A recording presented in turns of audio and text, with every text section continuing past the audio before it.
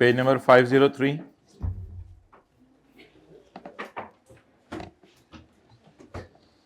Registered बंदा, मैंने आपको ये कहा था कि हमारा जो टैक्स लॉ है उसमें मैन्युफैक्चरर को, डीलर को, होलसेलर को, रिटेलर को, इन सबको चाहिए कि अपने आप को आके रजिस्टर करवाएं। तो हाइब्रिड में दूसरी क्लास में बातें करते हुए रजिस्टर्ड बंदा, हाइब्रिड में दूसरी क्लास में बातें हो रही हैं अभी तक दूसरी रो में। प्लीज़ जी दूसरी रो में किताबें खोल लें प्लीज़।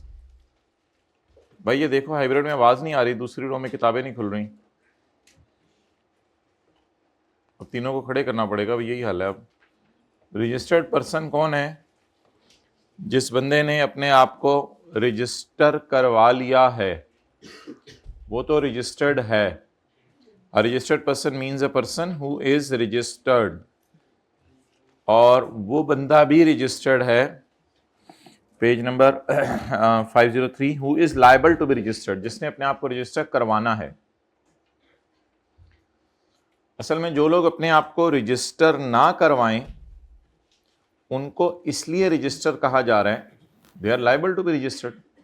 अब लायबल टू बी रजिस्टर्ड दो किस्म के लोग होते हैं, बल्कि सिंपल समझ लें, लायबल टू बी रजिस्टर्ड एक ही किस्म के लोग होते हैं, जिन्होंने अपने आप को रजिस्टर कराना था लेकिन रजिस्टर नहीं करा रहे। रिटेलर है, होलसेलर है, डीलर है, जिसने अपने आप को रजिस्टर करवाना था लेकिन रजिस्टर नहीं करवा रहा, he will be called as liable to be.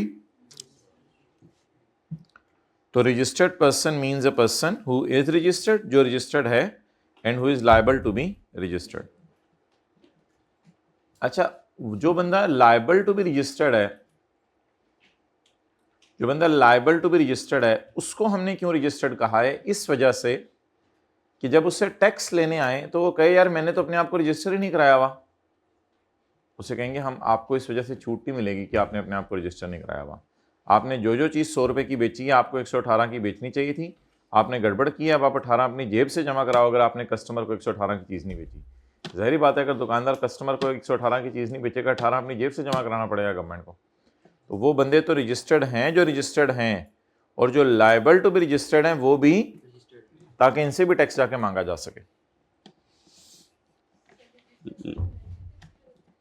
Registered person बस वो अलग चीज़ है। रजिस्टर्ड पर्सन वो हैं जैसे कि मैन्युफैक्चरर हैं, होलसेलर हैं, डीलर हैं, रिटेलर हैं, जिन्हें अपने आप को, जिन्होंने सेल्स टैक्स में रजिस्टर करवा लिया हुआ है। ऐसा बंदा जो लायबल टू बी रजिस्टर्ड है लेकिन रजिस्टर अभी तक नहीं करवा रहा, उससे हम टैक्स तो मांगेंगे, लेकिन अगर उसे कोई फ़ायदा देने की बात आएगी या टैक्स क्रेडिट देने की बात आएगी या कोई छूट देने की बात आएगी या कोई एग्जेम्पशन की बात आएगी तो फिर हम उसे लिफ्ट नहीं कराएंगे, फिर हम उसे सजा देंगे, उसे फ़ायदा कोई नहीं देंगे। और a person liable to be registered but not registered, ये तो बुरा बच्चा है। जो लोग लायबल टू बी रजिस्टर्ड हैं बट नॉट रजिस्टर्ड, ये कौन है? बुरा बच्चा। Can not claim the benefits available to registered person under the law. Law में जो भी बेनिफिट्स अवेलेबल रजिस्टर्ड बंदों को हैं वो इनको नहीं अवेलेबल होंगे। तो पता ये चला, जो बंदा लायबल टू बी रजिस्टर्ड है लेकिन अपने आप को रजिस्टर नहीं करवा रहा, उसको भी रजिस्टर्ड कहें और उससे टैक्स भी लें, लेकिन जब उसे बेनिफिट देने की बारी आए तो उससे बेनिफिट ना दें। जैसे क्लास में एक बच्चा 3-4 दिन से बैठा हुआ अपने आप को इनरोल नहीं कराया तो उसको कॉलेज वाले ज़बरदस्ती इनरोल्ड कह दें। जब फीस मांगने की बारी आए तो उससे भी मांगें, क्योंकि वो 4 दिन से बैठा हुआ है लेकिन लायबल टू बी इनरोल्ड है, उसे भी ज़बरदस्ती इनरोल्ड कह दें ताकि उसे अपनाइयत फील हो और वो फिर फीस भी दे। और जब फोटोकॉपी बांटी जा रही हो, टेस्ट के सोल्यूशन बांटे जा रहे हो तो उसको फिर ना दें, वो बेनिफिट्स उसको नहीं मिलेंगे, फिर उसे फील भी कराएं थोड़ा थोड़ा। गुड्स, तो जाहिर बात है भाई गुड्स पे सेल्स टैक्स लगेगा। भाई आगे आ जाओ, इतनी मुश्किल से देख रहे हो, आगे आ जाओ, ऐसे ऐसे होकर देख रहे हो। गुड्स, कोई भी मूवेबल प्रॉपर्टी, तो गाड़ियां हैं उन पे सेल्स टैक्स लगता है, टिश्यू पेपर के डब्बे हैं उन पे सेल्स टैक्स लगता है, बोतलें हैं उन पे सेल्स टैक्स लगता है, क्योंकि ये सारी मूवेबल हैं। Other than actionable claims, actionable claims होते हैं डेटर्स। डेटर्स पे सेल्स टैक्स नहीं लगता। डेटर को जो चीजें बेचेंगे उस पर सेल्स टैक्स लगता है, लेकिन डेटर्स पे सेल्स टैक्स नहीं लगता। डेटर्स का मतलब क्या है कि डेटर्स भी बाजार में बिकते हैं। डेटर ऐसे बाजार में बिकते हैं कि एक दुकानदार कहता है मैं दुकान बंद करके जा रहा हूं, नया बंदा कहता है चलो मैं तुम्हारे डेटर से पैसे ले लूंगा, तो पुराना बंदा नए बंदे को अपने डेटर बेच के जाता है कि यार वो फला फला बंदा है, 3-4 लोग मोहल्ले में, वो ज़रा बाहर के मुल्क गए हुए हैं, वो जब आएंगे ना तो उनसे पैसे ले लेना। तो वो आपस में कोई प्राइस तय करते हैं, कोई भी प्राइस तय कर लेते हैं, सबसे लाख लाख रुपए मिलना है, इधर क्लास हो रही है, सबसे लाख लाख रुपए मिलना है, तो 4 लाख रुपए मिलना है, तो चलो 3,80,000 में मैं तुम्हें बेच देता हूँ, बाकी 20,000 तुम रख लेना, तो वो मेरे डेटर से पैसे ले लेना। तो डेटर्स के बेचने पे सेल्स टैक्स नहीं है कि एक बंदा अपना डेटर दूसरे डेटर को बेच रहा हो, तो ऐसी सूरत में हम कहें कि यार 4 लाख की बजाय 4 लाख जमा 18% पे बेचेंगे हम तुम्हें डेटर, तो ऐसा कोई कॉन्सेप्ट नहीं है। तो बहरहाल आपने तो डेटर का बिकना ही पहली दफ़ा सुना, तो उस पर सेल्स टैक्स तो दूर की बात है, सुना होगा। चले, तो डेटर्स का बिकना is not chargeable under the sales tax, बस हाइब्रिड में आना is chargeable under sales tax, क्योंकि सेल्स टैक्स ये दोनों स्टूडेंट्स जमा कराएं क्लास के बाद आके मुझे 18 रुपये, ये लेट आने पे है। मनी का ट्रांसफर होने पे सेल्स टैक्स नहीं है। जाहिर बात है, अब दादी अम्मा ने आपको ईदी दी 1,000 रुपये, आप कहें नहीं 1,180 दें सेल्स टैक्स डाल के, ये तो नहीं है। आप कहते हैं मनी पे तो नहीं है। अब इस तरह आप बैंक से लोन लिया लाख रुपए, आप बैंक को कहीं नहीं 1,18,000 दो, तो कहते हैं मनी लोग आना जाना कर रहे होते हैं, उस पर तो सेल्स टैक्स नहीं होता। कहते हैं मनी भी निकल गई, हालांकि ये मूवेबल है चीज़ मनी, फिर भी नहीं। शेयर्स पे ऑब्वियसली सेल्स टैक्स, ये स्टॉक्स लिखा हुआ है, मुझे पता है स्टॉक के ऊपर सेल्स टैक्स है। होंडा कार के पास जो गाड़ियां पड़ी हुई हैं उस पर सेल्स टैक्स है। ये स्टॉक्स लिखा हुआ है, स्टॉक्स बाहर के मुल्कों में शेयर्स को कहते हैं, तो स्टॉक नहीं लिखा हुआ, स्टॉक ही पे तो सेल्स टैक्स है।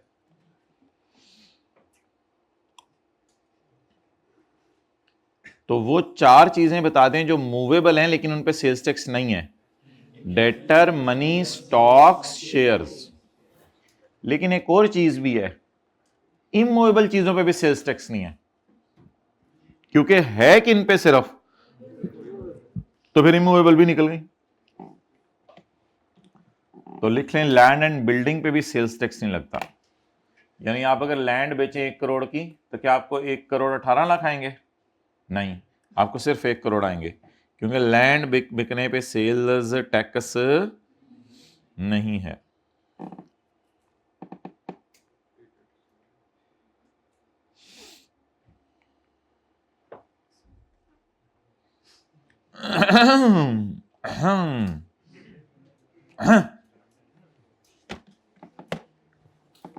इलेक्ट्रॉनिक इंटरमीडियरी मैंने आपको बताया था, वो बंदा होता है जो सीए या लॉयर होता है, जिसको हमने चैप्टर 3 में कहा था टैक्स प्रैक्टिशनर, टैक्स प्रैक्टिस करने वाला, लोगों को टैक्स कैलकुलेट करके देने वाला, जिसके लिए हमने एथिक्स भी पढ़े थे, इंटेग्रिटी और इन चीज़ों का ख्याल रखना है। तो ई इंटरमीडियरी क्या करते हैं, ये डॉक्टर साहब का या मैन्युफैक्चरर, होलसेलर, डीलर का डाटा एफबीआर को जमा कराते हैं, और होलसेलर, मैन्युफैक्चरर, डीलर उसको फीस देते हैं। तो ई इंटरमीडियरी कौन है? Means a person appointed as e intermediary for filing of electronic returns. तो e intermediary, CAs, lawyers and such the documents as may be prescribed by board. Tax invoice means document required to be issued under section 23, वो फिर देख लेंगे। जब आप दुकान पे जाते हैं जो आपको बिल मिलता है, उस बिल का नाम होता है टैक्स इनवॉइस। आ जाए मरहबा भाई, हाइब्रिड में इतनी स्लोली एंड स्टडी ना आए, छेती आए, बिकॉज हमने अल्हम्दुलिल्लाह 3 पहाड़ियाँ क्रॉस कर ली हैं, चौथी पहाड़ी तरह बड़ी थी, शुक्र है आप उस तक पहुंच गए हैं हमारे पास। ये इनपुट होता है या इटपुट होता है? ये आउटपुट होता है या इटे पुट्टो होता है? आउटपुट। अच्छा जी, यू पे input is simple purchase into 18%। जब आप टायर खरीदते हैं तो 1,18,000 देते हैं, जब आप गाड़ी का इंजन खरीदते हैं तो 10 लाख की बजाय 11,80,000 देते हैं, इसी तरह जब आप जो है वो कोई और चीज़ खरीदने जाते हैं, गाड़ी बनाने के लिए वायर्स खरीदने जाते हैं, तो आप 2 लाख के बिल के बजाय 2,36,000 देते हैं। तो आप गाड़ी अगर कभी बनाने लगें तो गाड़ी बनाने के लिए पहली दुकान पे जाके आप टायर खरीदेंगे 1,18,000 के, दूसरी दुकान पे जाके तारे खरीदेंगे 2,36,000 की, तीसरी दुकान पे जाके इंजन खरीदेंगे 10 लाख की बजाय 11,80,000 का। तो ये स्टेप बाय स्टेप आप टैक्स पे कर रहे हैं, और इन तीनों दुकानों से आप टैक्स इनवॉइस संभाल के रखनी है आपने। टैक्स इनवॉइस संभालने का ये मकसद होगा कि आपने टायर्स के ऊपर 18,000, वायर्स के ऊपर 36,000 और इंजन के ऊपर 1,80,000 टैक्स इन 3 अलग अलग लोगों को जमा करा दिया है। और अल्हम्दुलिल्लाह वो अच्छे लोग होंगे, अच्छे लोगों से चीज़ें खरीदते हैं लोग अक्लमंद, ताकि वो लोग आगे गवर्नमेंट के ख़जाने में भी जमा करवाएं। तो इन तीनों बिलों को जब आप मिला के घर लेके आएंगे तो इनको कहा जाएगा आपके लिए टैक्स इनवॉइस, बल्कि परचेज इनवॉइस। परचेज इनवॉइस पे जो टैक्स आप पे करके आए होंगे, ये टैक्स होगा आपका इनपुट। अब आप गाड़ी बना के जब बेचेंगे तो बेचते हुए वो सारा बर्डन कस्टमर पे डाल देंगे, जो आप 18,000 की फॉर्म में, 36,000 की फॉर्म में और 1,80,000 की फॉर्म में जमा करा के आए हैं, वो सारा बर्डन कस्टमर पे शिफ्ट करने की कोशिश करेंगे। तो इनपुट कहां कहां पे किया जाता है, हमारा लॉ कहता है इनपुट यानी परचेज मेरी नजर में 5 किस्म की है। परचेज मेरी नजर में 5 किस्म की है। तो जस्ट विजुअलाइज कि you are suppose to manufacture a गाड़ी, उसके लिए आपको कहां कहां टैक्स पे करना पड़ेगा। रिकवर तो इंशाल्लाह हम आउटपुट में करेंगे जब आप चीजों को सेल करेंगे। अच्छा जी, input tax in relation to registered person means input tax in relation to Honda. अगर होंडा की बुक्स की बात करें तो what is input tax? It is tax paid. ये टैक्स पेड वाला होता है, टैक्स रिकवर्ड वाला नहीं। 1 लाख का टायर 1,18,000 का खरीदा। It is tax paid on supply received. Supply received का क्या मतलब आपको लग रहा है? परचेज लग रहा है, सेल लग रहा है? कितने लोगों को परचेज लग रहा है? मतलब नीचे हम पता क्या पढ़ेंगे आउटपुट में? Supply of goods made. तो ये 2 लफ्ज अगर मैं हाईलाइट करूं, नीचे हम पढ़ेंगे सप्लाई मेड, लेकिन इधर हम पढ़ेंगे सप्लाई रिसीव। सप्लाई रिसीव्ड किस कॉन्टेक्स्ट में यूज हो सकता है वैसे? परचेज। तो फिक्रा याद करें माय डियर इनपुट टैक्स के लिए। Input tax in relation to registered person means tax paid on supply of goods received by the person. तो फर्ज करें टायर्स हमने खरीदे हैं, आगे का फिक्रा वही है, tax levied on goods received की बजाय गुड्स बाय द पर्सन की बजाय बाय द पर्सन। तो फिक्रा तो वही हो गया। अब फर्ज करें मैंने इंजन है, तो मैंने इंजन परचेज नहीं किया लोकल मार्केट से। मैंने कहा इंजन तो यहां से जापान का लगाएंगे गाड़ी में, और इंजन आते भी पाकिस्तान में बाहर से ही है। पाकिस्तान में इंजन बनते नहीं है गाड़ियों के, अक्सर गाड़ियों के इंजन बाहर से आते हैं बने बनाए। तो अब tax paid on goods imported by the person. तो परचेज करते हैं तो पाकिस्तान में टैक्स पे करते हैं, और इंपोर्ट करते हैं तो भी पाकिस्तान में कस्टम अथॉरिटीज बैठी होती हैं सी पोर्ट पे, उनको टैक्स पे करते हैं। तो the buyer pays the tax. अगर वो लोकल मार्केट से चीज खरीदे तो जनरल टायर को देगा 1,18,000, और अगर वो चीज बाहर के मुल्क से मंगवाए तो बाहर के मुल्क वाले को टैक्स नहीं देगा। वो पाकिस्तान में जब 10 लाख का इंजन आएगा तो 1,80,000 उनको एक्स्ट्रा देगा, 10 लाख बाहर के मुल्क में भेज देगा और 1,80,000 कस्टम्स पोर्ट के ऊपर उन लोगों को देगा। नेक्स्ट, अब ये पॉइंट ए, बी और सी, ई एक ही जैसा है। टैक्स पेड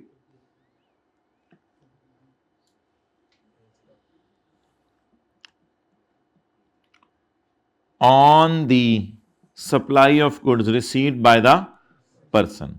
जिसको मैंने ब्रैकेट में लिया है उसके अलावा देखें ये वाली लाइन क्या है, tax levied on supply of goods received by person, tax levied on supply of goods received by the person. तो ए और ई इज 100% सेम एक्सेप्ट एक लाइन लिखी हुई है अंडर द सेल्स टैक्स का कानून जो कि अडॉप्ट किया गया है आज़ाद जम्मू एंड कश्मीर में। तो फर्ज करें आपने कहा गाड़ी के अंदर मैंने कश्मीर से तारें खरीद के लगानी है, बस ठीक है, उधर भी आपको जो है वो 100 वाली तार 118 की मिलेगी, कोई मसला नहीं। तो अब परचेजेस 3 किस्म की हो गई, एक जो मैंने पाकिस्तान से खरीदी, एक जो मैंने कश्मीर से खरीदी और एक जो मैंने बाहर से इंपोर्ट की। तो परचेज 3 किस्म की हो गई। ए, बी और ई की अंग्रेजी भी एक जैसी है, इसकी भी कोई टेंशन नहीं। Next,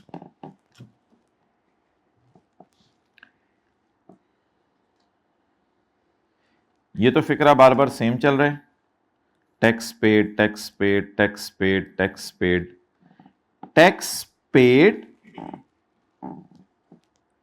tax paid on goods received by the person, tax paid on goods received by the person, ये भी अंग्रेजी वही होगी। इसमें जो मैं ब्रैकेट में लूंगा बस उसको आपको याद करना होगा, बाकी अंग्रेजी यहीं भी वो वाली होगी। अब इसमें और उनमें फ़र्क क्या है, तो मतलब ये है कि अंग्रेजी याद करना बहुत आसान है यहाँ पे, बस अब पॉइंट ए की अंग्रेजी याद रखें, आगे बी, सी और ई की अंग्रेजी उसी में से निकलेगी सारी। अच्छा, याद कर लें दोबारा, tax paid on supply received, tax paid on goods imported, by the person and पे लगा दीजिएगा वो, tax paid on the goods acquired by the person, tax paid on the supply of goods under the sales tax law as adopted in Azad Jammu and Kashmir. अच्छा, कई दफा कुछ luxury items होते हैं जो आप खरीदते हैं, ये लग्जरी आइटम्स जो है ना, इस पर हुकूमत सेल्स टैक्स लगाती है लेकिन उसका नाम फेडरल एक्साइज रख देती है। Tax levied under sales tax का कानून, कहते हैं नहीं नहीं नहीं नहीं नहीं नहीं, अंडर फेडरल एक्साइज का कानून, तो ये अंग्रेजी भी ऑलमोस्ट सेम होगी। टैक्स लगाया अंडर सेल्स टैक्स का कानून, नहीं नहीं नहीं नहीं नहीं नहीं नहीं, अंडर फेडरल एक्साइज का कानून। हमने कहा फेडरल एक्साइज का कानून तो हमें नहीं आता, कहते चलो ये बिल्कुल सेल्स टैक्स की तरह का होता है, मोड नहीं होता चीजों का, मोड प्रेस करते हैं, मोड का बटन, तो कहते हैं ये सेल्स टैक्स का मोड ही है, इसका कोई मोड अलग नहीं है, इसमें आप परेशान ना हो, ये सेल्स टैक्स ही होता है। हमने कहा अच्छा चलो ठीक है, हमने कहा थोड़ा सा पढ़ा दो वैसे हमें फेडरल एक्साइज क्या होता है, कहते हैं नहीं बस वो सेल्स टैक्स की तरह का ही होता है बस। अब एक लफ्ज याद कर लें, tax paid, tax paid, tax paid under under federal excise कानून, अंडर सेल्स टैक्स कानून, आगे कुछ और लिखा हुआ है as adopted in Jammu and Kashmir, और वहां कुछ और लिखा हुआ है।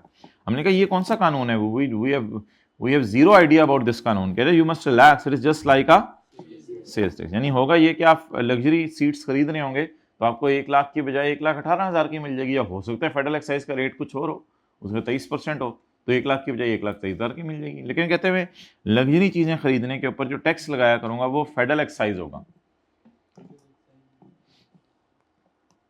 तो पढ़ें, tax paid under federal excise कानून just like sales tax.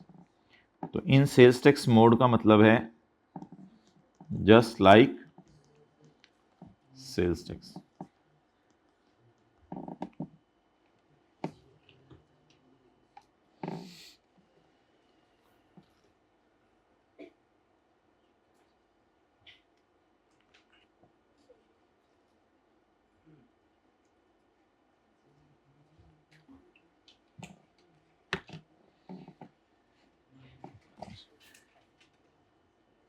Page 504 पे आए जरा, tax paid on tyre purchased, ये हमारा पॉइंट नंबर ए था जो भी मैंने आपको पढ़ाया। Tax paid on engine, 5 lakh वाला इंजन, उस पर 18% मैंने पे किया, ये मेरा क्या बनेगा, input. Tax paid in Azad Jammu and on wires, ये मेरा कौन सा पॉइंट बनेगा? Tax paid on luxury seats under under under under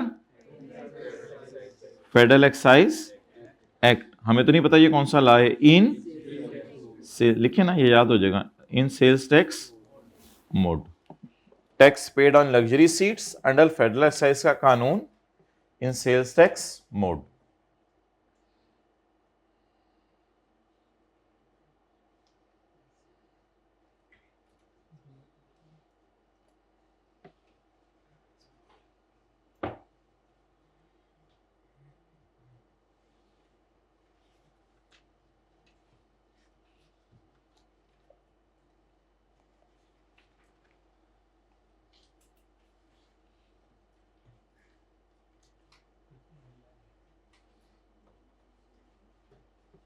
okay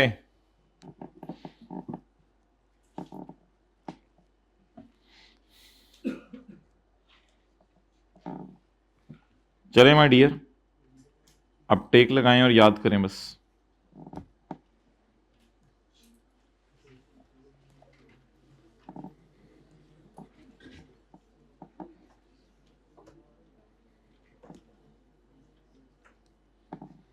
याद करें, tax paid on supply of tyres received by person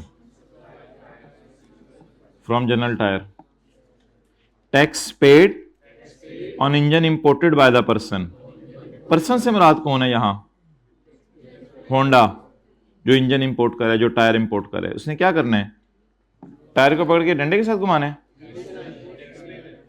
tax पे करेगा? नहीं, गाड़ी चलाएगा, गाड़ी बनाएगा उससे। टैक्स, ठीक है। Tax paid on goods acquired by the person, luxury seats, under कौन सा कानून? जस्ट लाइक, तो ये मैंने ब्रैकेट में किया, अगर इसको भी ब्रैकेट में आप रखेंगे तो याद आसानी से हो जाएगा। Tax paid on wires received by the person under the as adopted in. असल में थोड़ा इनपुट आउटपुट की डेफिनेशन ज़रा टाइम लेती है याद करने में, हमारे ज़माने में लेती थी, इसलिए आपको थोड़ा सा इस तरह करके बता दिया ताकि अभी याद हो जाए और घर में जाके मसला ना हो। अच्छा, आपको इनपुट आउटपुट की देती थी डेफिनेशन, हम कल जो है वो लगे रहे डीलर रिटेलर के, भाई तो वही याद नहीं हो रही थी। अच्छा जी, चलें आगे छोड़ें।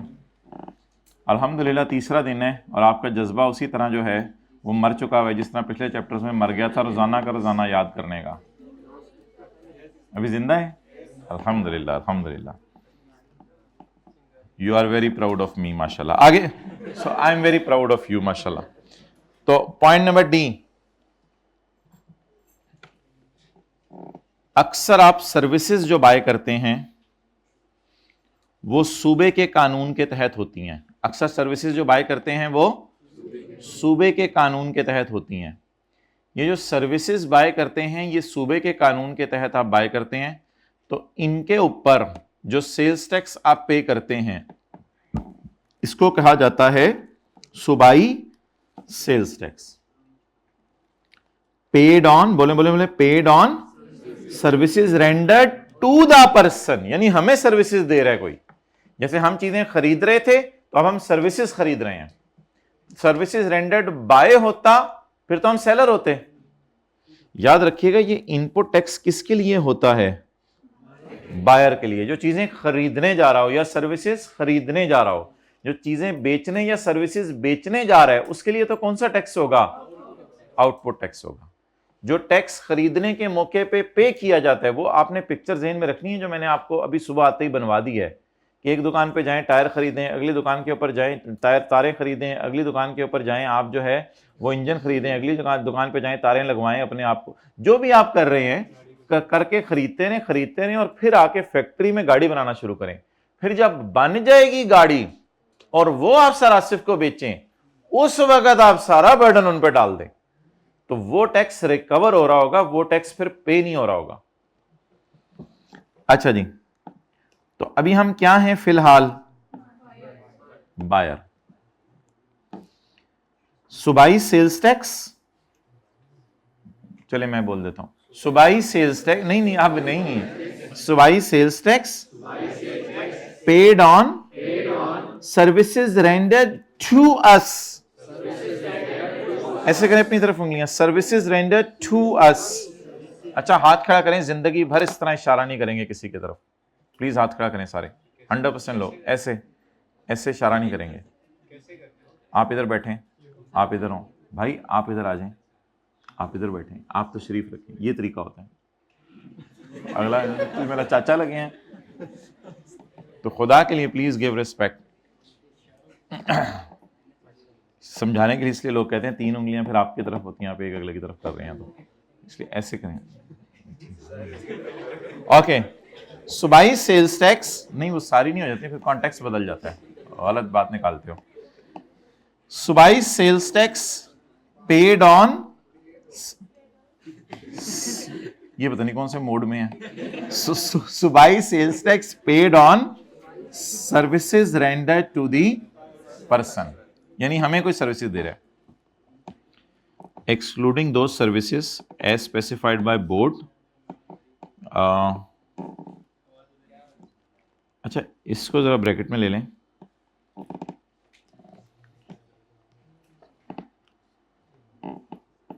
सूबे का sales tax paid on services rendered to the person subject to conditions, restrictions and limitations.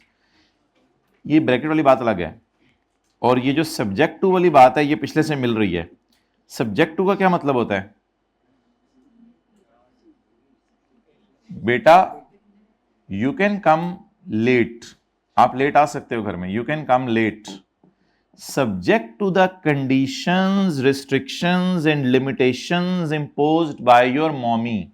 अब्बू आपको कह रहे हैं बुला के कि बेटा you can come late subject to the restrictions, conditions and limitations imposed by your mom. इस बात का क्या मतलब है? नहीं रीजंस तो नहीं, इस बात का मतलब है आप लेट आ सकते हो, मेरी तरफ से आपको इजाजत है, लेकिन जो अम्मी आप पे कंडीशंस, रिस्ट्रिक्शन, लिमिटेशंस लगाएं उनको सामने रखते हुए। आप अम्मी के पास गए, अम्मी से आपने पूछा क्या कंडीशंस, रिस्ट्रिक्शन, लिमिटेशंस हैं?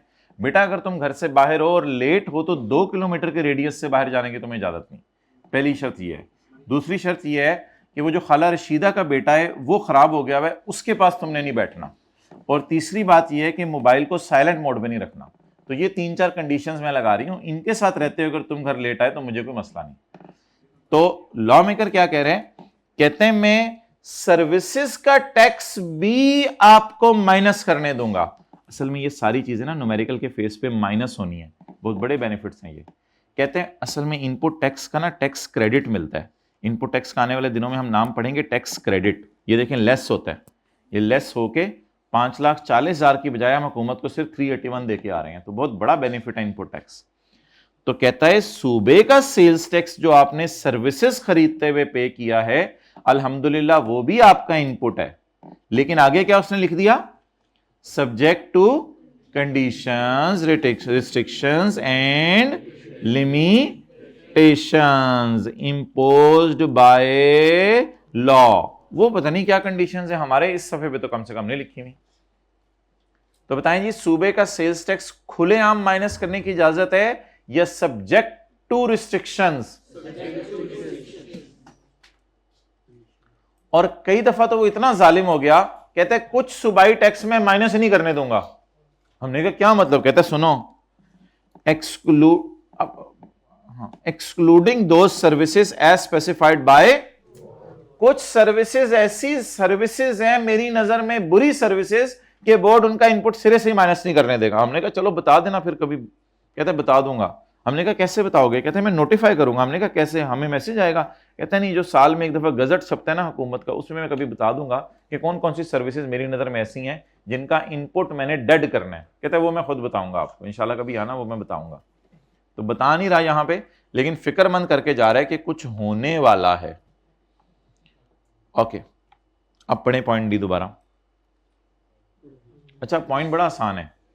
सूबे का सेल्स टैक्स जब आप सर्विसेज खरीदें वो भी इनपुट है, subject to conditions, restrictions and limitations imposed by law. और ब्रैकेट में एक छोटी सी बात लिखी हुई है, लेकिन कुछ सर्विसेज ऐसी हैं excluding those services as specified by board का क्या मतलब है कि उन सर्विसेज का इनपुट फिर अलाउ होगा या डेड होगा?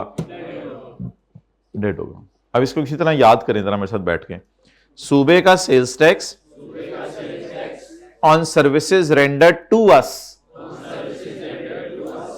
मिसाल के तौर पे आपने होंडा एटलस कार वालों ने कोई कोरियर करवाया, तो कोरियर 10,000 रुपये का बना, कोरियर का बिल, तो उसने 10,000 की बजाय 11,800 ले लिए, तो 1,800 आपका इनपुट है, कोई मसला नहीं, subject to the restrictions conditions and limitations imposed by law. लेकिन कुछ ऐसी सर्विसेज हैं जो हमारी नज़र में सर्विसेज नहीं है, तो उनको फिर हम सर्विस की डेफिनेशन से आपको इनपुट उनका अलाउ नहीं करेंगे, excluding those services as specified by board. हमने कहा ये बोर्ड का क्या इरादा, कैसे स्पेसिफाई करना है? कहते हैं नोटिफिकेशन आएगा, आपको नोटिफाई करेंगे हम। हमने कहा कैसे? कहते हैं वो हुकूमत का गजट छपता है हर साल अखबार में एक दफ़ा, वो साल में एक ही दफ़ा आता है, उसमें आपको बता देंगे इंशाल्लाह। तो इसलिए इसकी मिसाल हमने नीचे डाली हुई है। सूबे का sales tax paid on purchase of accounting services. आपने किसी से जाके कहा कि मुझे अकाउंटिंग कर दो, मैंने गाड़ी खरीदी है, इसके टायर हैं, इसकी परचेजेस की जनरल एंट्री कर दो, सेल की जनरल एंट्रीज कर दो, मुझे नहीं आती ये सारा, फिर हमारे प्लांट की डेप्रिसिएशन भी निकाल दो, ये सब कुछ कर दो। किसी ने कहा ठीक है 50,000 रुपये दो, मैं सारी कैलकुलेशंस करके दे देता हूँ। तो 50,000 का जब वो बिल आएगा आपको, तो पाकिस्तान में सर्विसेज पे भी आप टैक्स लगने लग गया है, तो 50,000 की बजाय आपको बिल आएगा मेरे ख्याल से 59,000 का, जिसमें 18% क्या होगा, सेल्स टैक्स होगा। तो आप 59,000 पे करके आ रहे होंगे, अल्हम्दुलिल्लाह इसमें 9,000 मेरा इनपुट है, ये इनपुट न्यूमेरिकल के फेस पे माइनस करने की इजाज़त है। तो मैंने जब गाड़ी सेल करनी है, सेल ऑफ कार करनी है, अभी ये तो मैंने की नहीं फिलहाल, जब मैंने सेल ऑफ कार करनी है, वो तो आउटपुट के डेफिनेशन में पढ़ाऊंगा, जब मैंने सेल ऑफ कार करनी है तो उसके लिए मुझे टायर भी खरीदने पड़ेंगे, उसके लिए मुझे इंजन भी इंपोर्ट करना पड़ेगा, उसके मुझे लग्जरी सीट्स फेडरल एक्साइज कानून के तहत टैक्स पे करूंगा वो भी करनी पड़ेंगी, उसके लिए मुझे अकाउंटिंग अगर खुद नहीं आती तो किसी से पैसे देके करवानी पड़ेगी, और उसके लिए मुझे तारें भी खरीदनी पड़ेंगी। तो to make a sale I have to buy goods and acquire services. तो मुझे चीजें बेचने के लिए चीजें भी खरीदनी पड़ेंगी और साथ सर्विसेज भी रेंडर करवानी पड़ेंगी किसी से। सर्विसेज के लिए इसने परचेज का लफ्ज यूज नहीं किया, रेंडर और प्रोवाइडेड का लफ्ज यूज किया है, कमाल लफ्ज है, रेंडर्ड और प्रोवाइडेड, बाय अस नहीं, टू अस, क्योंकि हम इस सवाल में क्या हैं, बायर हैं। चलें जी, आखिरी दफा आपको मौका दे रहा हूं, पॉइंट डी याद कर लें। सूबे का sales tax on services rendered to us, हमें किसी ने आके सर्विसेज दी हैं, हम होंडा हैं, मैंने लिख दिया हुआ ऊपर, यहां लिखा था मैंने Honda. Subject to the conditions restriction, subject to conditions यहां से मिल रहा है, एक्सक्लूडिंग बात में अलग आई हुई है, excluding those services as specified by board. अच्छा जी आगे चलें। आउटपुट टैक्स क्या होता है? ये अब सेलर के एंगल से डिस्कशन होने लगी है या बायर के एंगल से? सेलर के एंगल से। अच्छा, इसमें अब मेरी एक बंदे की बुक्स नहीं है, ये सारा मैंने आपको मिसाल दे दी थी, बुक्स ऑफ होंडा है या किया कार्स है, चलो जो भी है यार, इससे क्या फ़र्क पड़ता है, बुक्स ऑफ होंडा लिख लें, किया लिख लें, जो मर्जी लिख लें, उससे क्या फ़र्क पड़ता है, किसी की भी बुक्स हों। अच्छा, लेकिन इधर कहानी और है, इधर ये किया गाड़ी वालों की बुक्स होंगी, इधर ये लग्जरी सीट सेलर वाले की बुक्स होंगी, और इधर ये कोरियर सर्विस वाले की बुक्स होंगी, जो हमें कोरियर सर्विस दे रहा है या जो हमें अकाउंटिंग सर्विस दे रहा है। इधर अब मैं आपको एक बंदे की बुक्स से नहीं समझा सकता, अब ये तीन अलग अलग बिजनेसमैन है, तो हम जब इनको इनपुट कह रहे थे, तो अब किसी मौके पे ये क्या ना क्या बनेंगे, आउटपुट भी बनेंगे। तो अब ये तीन अलग किस्म के सेलर हैं, एक गाड़ियां बेच रहे हैं, एक का काम सीटें बेचने और एक का काम सर्विसेज देने।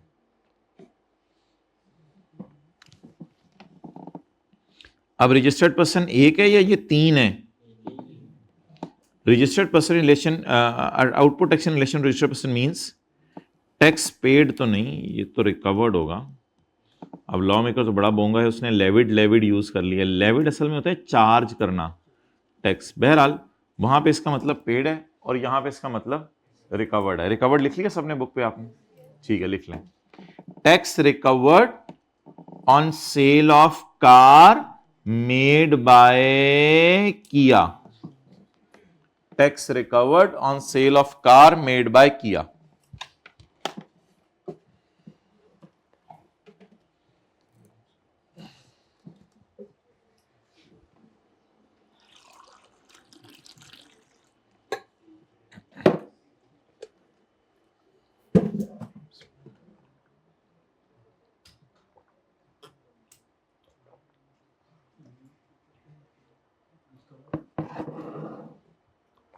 It is my H2O break only.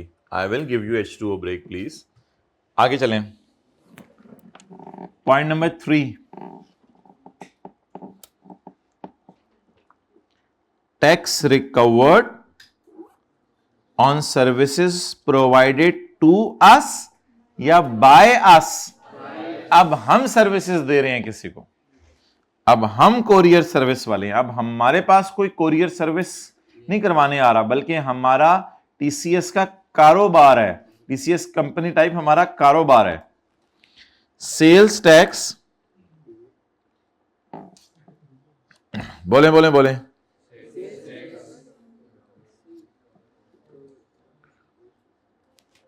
Sales tax recovered on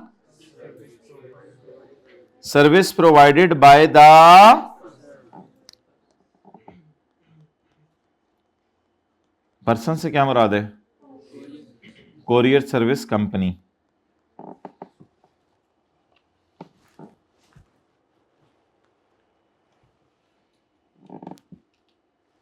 sales tax recovered on services provided by the person under Islamabad capital territory tax on services ordinance 2001। ये इस्लामाबाद के कानून के तहत असल में कुछ सर्विसेज पे टैक्स लगता है, कुछ सर्विसेज पे प्रोविंशियल कानून के तहत टैक्स लगता है। तो लिखें for courier service company, for courier service company if the bill is 118, so 18 is output for that company. हमारे लिए तो इनपुट होगा ना। For courier service company, if bill is 236, if bill is 236, then it is then 36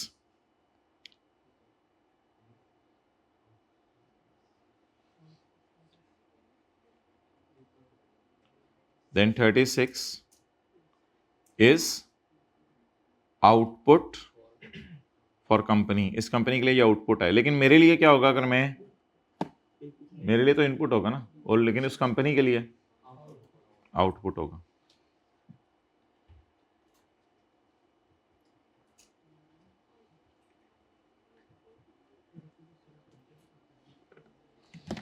okay,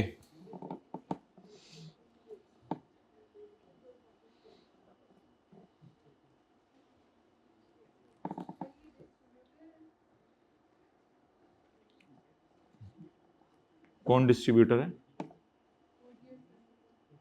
नहीं नहीं नहीं, ये distributor नहीं होता। डिस्ट्रीब्यूटर तो ये होता था जो मैन्युफैक्चरर से चीज़ें उठा के होलसेलर के पास लेके जाता है, वो गुड्स का कारोबार करता है। ये तो डाक डिस्पैच करता है या सफ़े डिस्पैच करता है, इसलिए इसकी डेफिनेशन हमने कहीं नहीं पढ़ी कोरियर सर्विस वाले की, क्योंकि कोरियर सर्विस वाला कौन होता है उसकी डेफिनेशन सूबों के सेल्स टैक्स में दी होगी।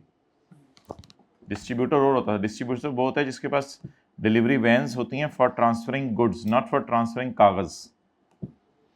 ओके, अब आप लग्जरी सीट सेलर की बुक्स में आ जाएं ताकि ये आउटपुट की डेफिनेशन खत्म हो जाए।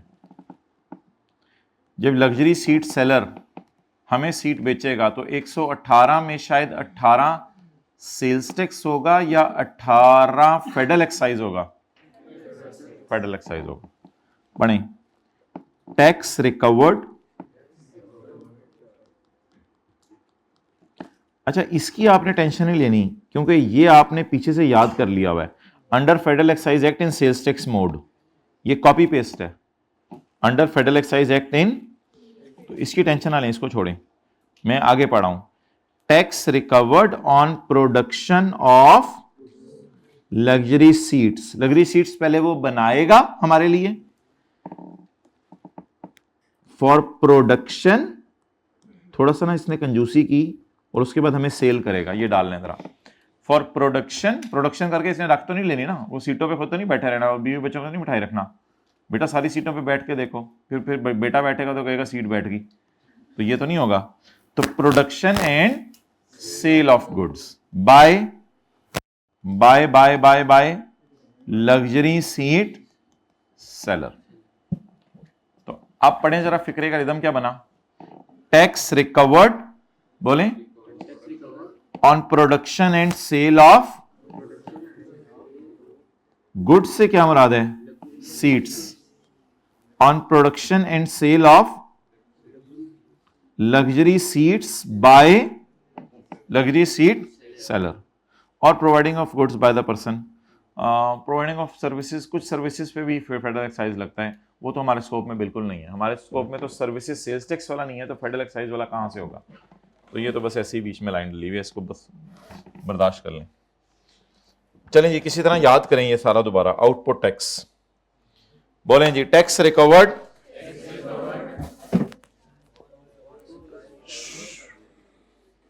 Tax recovered on sale of car made by Honda. Next point 3 में आ जाएं। Sales tax recovered on sale of car या on services provided by the person. अच्छा, ये भी अल्लाह का शुक्र है, याद करना आपको आसान है। Tax recovered on supply on providing services made by the person, bye the person, ये फिक्रे सेम है। अब इधर आ जाए, बस आखिरी याद कर लें। टैक्स रिकवर्ड, ये आपने पीछे से याद किया हुआ है पहले ही, on production and by luxury seat seller. ये लग्जरी सीट सेलर यहां नहीं लिखना तो यहां लिख लेंगे, बाय द पर्सन, यानी पर्सन से मुराद वो है।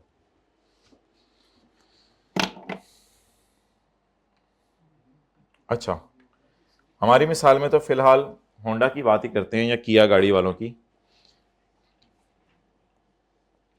6 लाख रुपए का इसने 7-8 लाख रुपए, 8 लाख रुपए, 8.5 लाख रुपए और 30,000, 8,80,000 रुपए की चीज़ें और सर्विसेज खरीदी।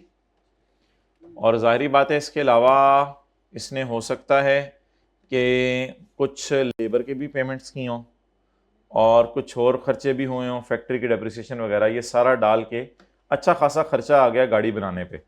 और इन द एंड बेची गाड़ी कितने की, 30 लाख की। तो 8.5 लाख का उसका मटेरियल वगैरह खरीदा था, फिर लेबर हुई होगी और हुआ होगा, थोड़ा अपना प्रॉफिट डाला होगा, तो कस्टमर को कितने की गाड़ी बेची, 30 लाख की। लेकिन कस्टमर को 30 लाख का बिल नहीं बना के दिया होगा। अब ये वाला जो सारा बर्डन है ये कस्टमर पे डालना है, लेकिन ऑब्वियसली उससे भी ज्यादा आप चीज महंगी करके बेचेंगे तो खाली ये बर्डन ही डाल रहे होंगे। अब आप चीज जितने की बाजार में बेच रहे हैं उस पर सेल्स टैक्स लगाएंगे। आप नॉर्मल कस्टमर को बताएंगे यार ये चीज 30 लाख की है, कस्टमर 1000 दफा पूछेगा कितने की बनाई आपने, आप कभी भी नहीं बताएंगे कितने की बनाई। आप कहेंगे बस वो छोड़ो, वो मेरा काम है, वरना कारोबार शुरू कर दो तुम भी। किया गाड़ियों का मैं कर रहा हूँ, चिया गाड़ियों का तुम कर दो। तो 30 लाख ज़रब 18%। अब आप कस्टमर से रिकवर कितना करेंगे, 5 लाख।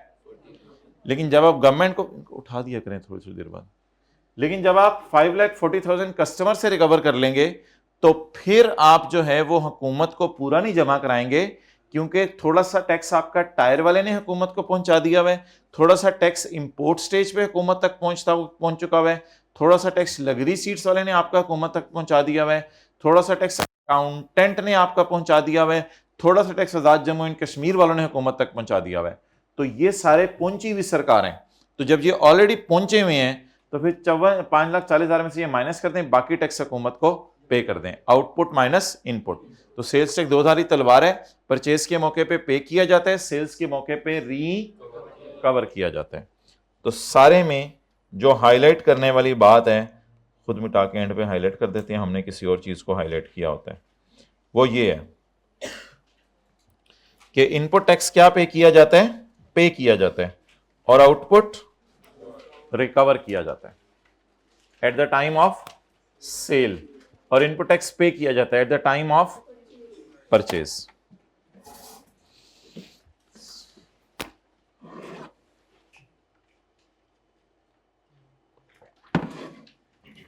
अच्छा,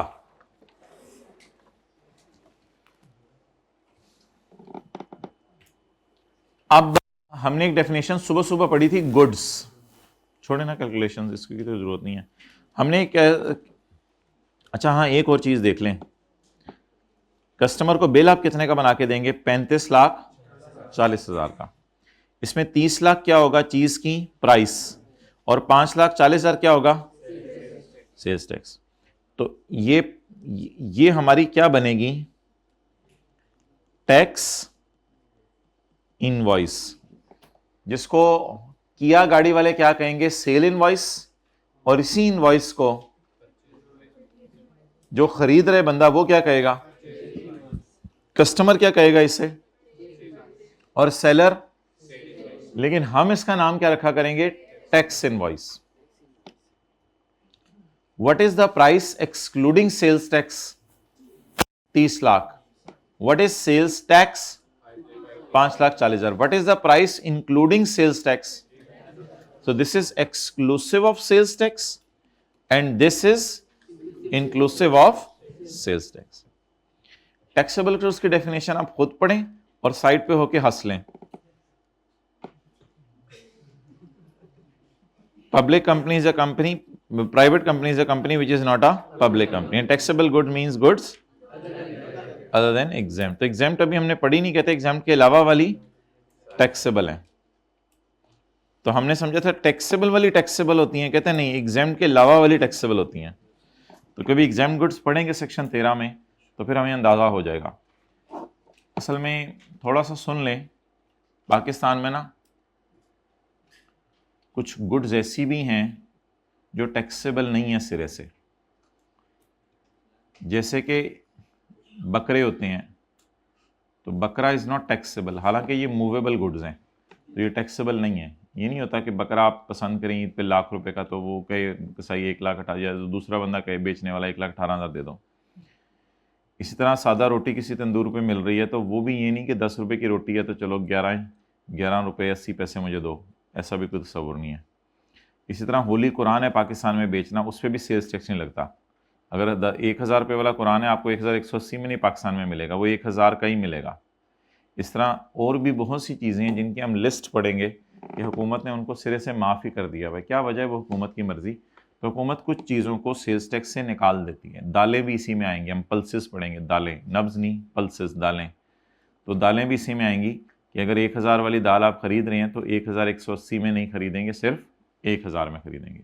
1 किलो मैं नहीं कह रहा, तो क्यों परेशान हो रहे हैं? 1 किलो 1,000 रुपये की दाल और गोश्त का मुकाबला लगा हुआ है।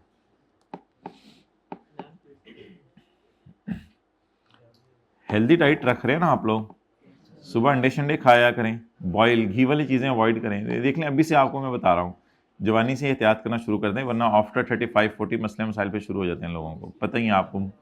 और दोपहर को आप जो है वो कोई सैलड वगैरह और फल वगैरह खा लिया करें, रात को कोई थोड़ी सी गुंजाइश निकाल लें 1-2 रोटी खाने की, ठीक है? तो अभी से थोड़ा सा ज़रा हाथ खड़ा करें, अभी से थोड़ा सा ज़रा हेल्दी रहें। जब तक सुबह 2 पराठे ना खा लें चैन नहीं आता। हाथ खड़ा करें, हाइब्रिड में चैन नहीं आता वाले हाथ खड़ा करें। अच्छा जी, चलें आगे। मैं सीरियसली ऐसे बता रहा हूँ, अभी से सीधे हो जाएं, वरना फिर वो गोलियां और ये और डॉक्टर ये इन्हीं चक्रों में पड़े रहते हैं। तो अभी से ही हालात ऐसे हो गए, नौजवानों के भी हालात अभी से हुए हैं ऐसे, सीरियसली हैं ऐसे मसाइल अभी से शुरू हो गए हैं।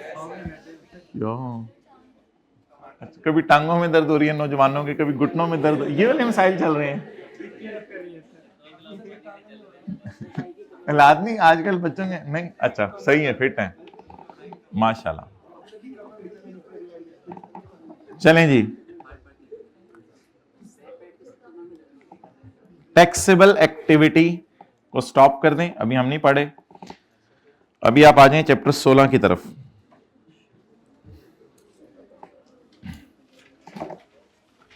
अच्छा, आज सेल्स टैक्स में तो कुछ नहीं याद करने वाला, कोशिश की इधर ही आपको याद करा दिया जाए। दो डेफिनेशंस थी, एक हमारी इट पुट आउटा पुट्टा,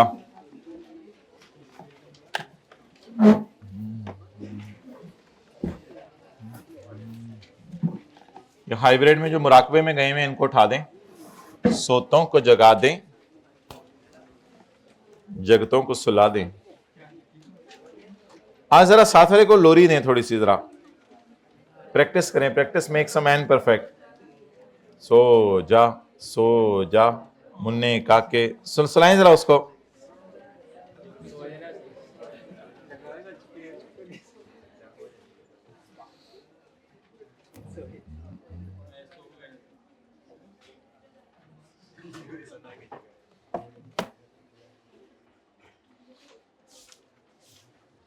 अच्छा, ये बड़ी आसान सी चीज़ें हैं, पता नहीं आई कैप थ्योरी के सवालों में पूछ रहे, आसान सी चीज़ें उसको पूछनी नहीं चाहिए।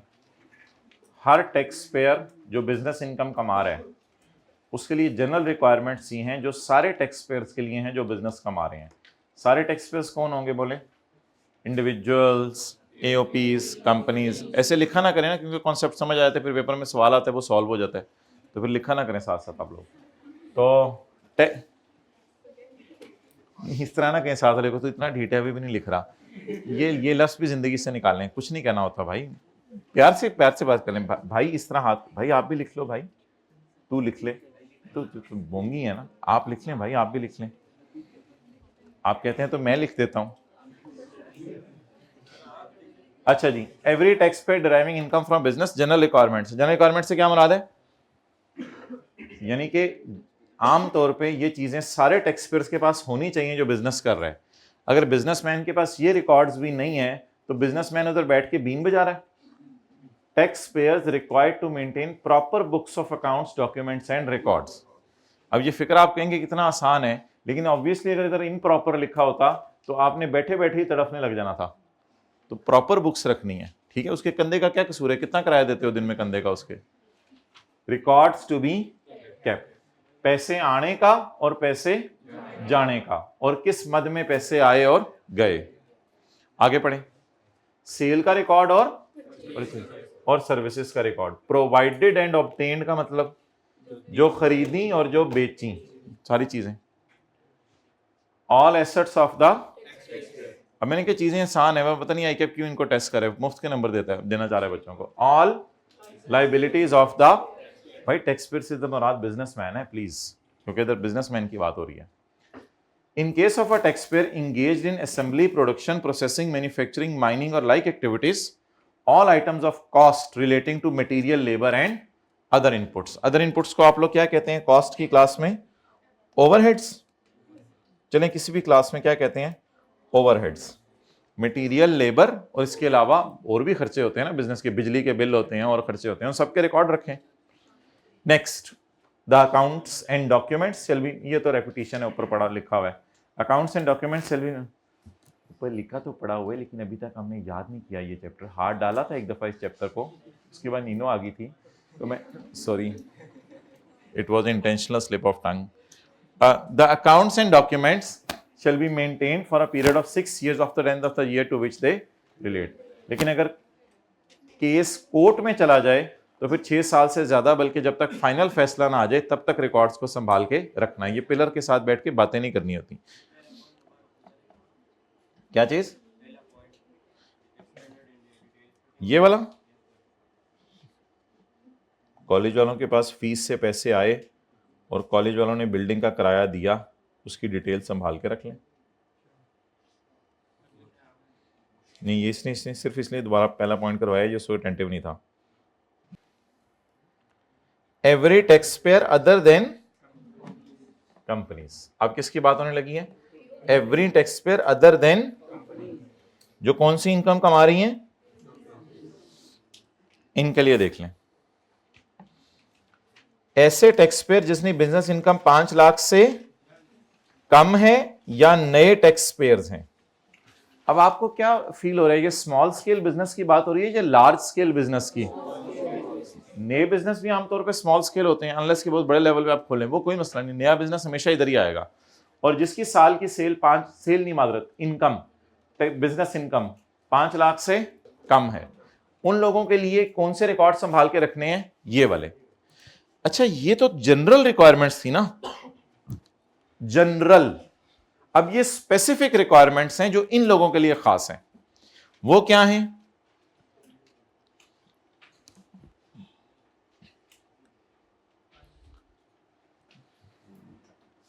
Serially numbered and dated cash memos, invoices, रसीद for each transaction of sale और रसीद कंटेनिंग द फॉलोइंग। अच्छा, जो छोटे बिजनेसमैन होते हैं उन्होंने एक डायरी पे लिखा होता है कि कितना कैश मेरे पास आ रहा है। आलू बेच के जो है वो 300 रुपया आया, पत्ती बेच के 500 रुपया आया। ये कैश मेमोज होते हैं जो उन्होंने अपने पास रखे होते हैं, ये आपको देते भी नहीं, आपको बिल बना के नहीं देते दुकानदार, सब्जी खरीदने चले जाएं ये चीज़ें। तो ये लोग कैश मेमोज अपने पास बनाते हैं, बस एक कॉपी पे लिखते जाते हैं कितने पैसे आए। लेकिन थोड़ी सी आप बड़ी दुकान पे चले जाएं, थोड़ी सी ज़्यादा चीज़ें खरीदें, तो वो फिर प्रॉपर आपको इनवॉइस बना के देता है, जिसको रसीद भी कहते हैं। For each transaction of sale और रसीद कंटेनिंग द फॉलोइंग, या अगर बहुत बड़ा बिजनेस है तो फिर रसीद पे ये लिखें, टैक्स पेयर्स नेम और the name of his business.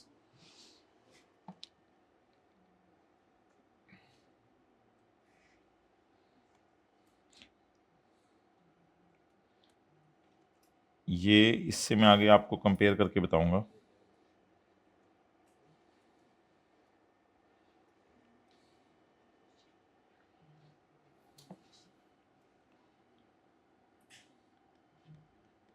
ये बात हो रही है सेलर की।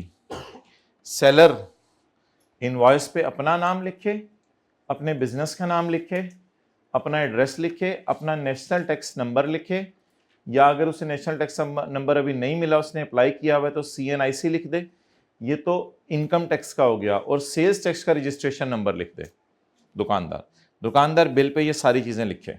याद कर लें, नंबर 1 नाम, बिजनेस का नाम, अपना नाम, बिजनेस का नाम। बिजनेस का नाम अपना नाम हर दफा सेम तो नहीं होता, ठीक है।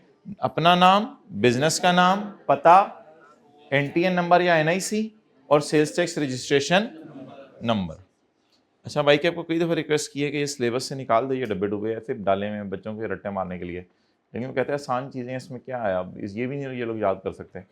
The description, quantity and value of goods sold और सर्विसेज रेंडर्ड।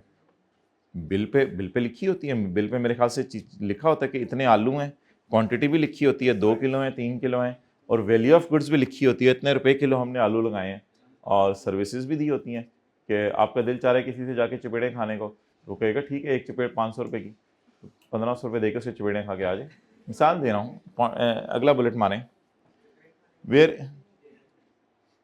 कभी कभी पढ़ नहीं रहा होता ना बंदा, तो दिल चाहता है कुछ चपेड़े मारे ताकि पढ़ने लग जाए। where each transaction does not exceed 100 रुपया। जहां थोड़ी थोड़ी देर बाद बच्चे आते हैं आपकी दुकान पे, अंकल चीजी दे दें, वो 5 रुपए की लेके जा रहे हैं, अंकल चीजा दे दें, वो 10 रुपए की लेके जा रहे हैं, कोई लॉलीपॉप लेने आ रहे हैं। अब जी पूरा दिन लगाई हुई है, लाइन लगी हुई है बच्चों की, स्कूल से निकलते ही रश हो जाता है बाहर बच्चों का, जैसे ही जो है वो ब्रेक आए। अब ऐसे अगर दुकानदार है वो क्या करें? Where each transaction does not exceed 100 रुपया या और तो 1 or more cash memos per day for all such. तो फिर कैश मेमो अलग अलग ना बनाएं, फिर कैश मेमो अलग अलग ना बनाएं। कैश मेमो का मतलब है एक अपनी कॉपी खरीद के रखें, उस पर लिखते रहे कितने की चीजें बेची हैं। तो फिर क्या करें, 1 कैश मेमो हर सेल का अलग बनाना है, वो आपकी मर्जी है कि पहले सफे पे लिखो टिंकू को मैंने टॉफी बेची 5 रुपए की, फिर अगला सफा खोलो चिंकू को मैंने टॉफी बेची 3 रुपए की।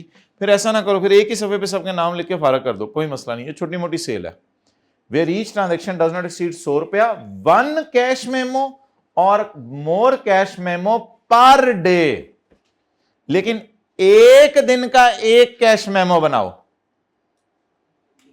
अगला दिन जब शुरू हो तो फिर कैश मेमो का अगला नंबर डाल के शुरू करो।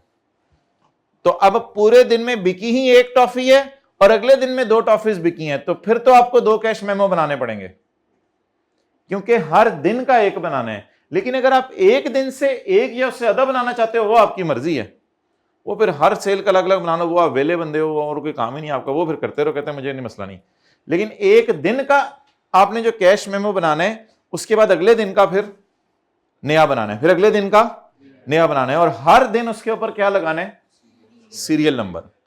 लेकिन ये तो बहुत छोटे दुकानदार होते हैं ना, जो थोड़े बड़े दुकानदार होते हैं वो तो फिर कैश मेमो नहीं बनाते, वो तो क्या बनाते हैं, इनवॉइस। वो तो फिर हर सेल की बनाते हैं।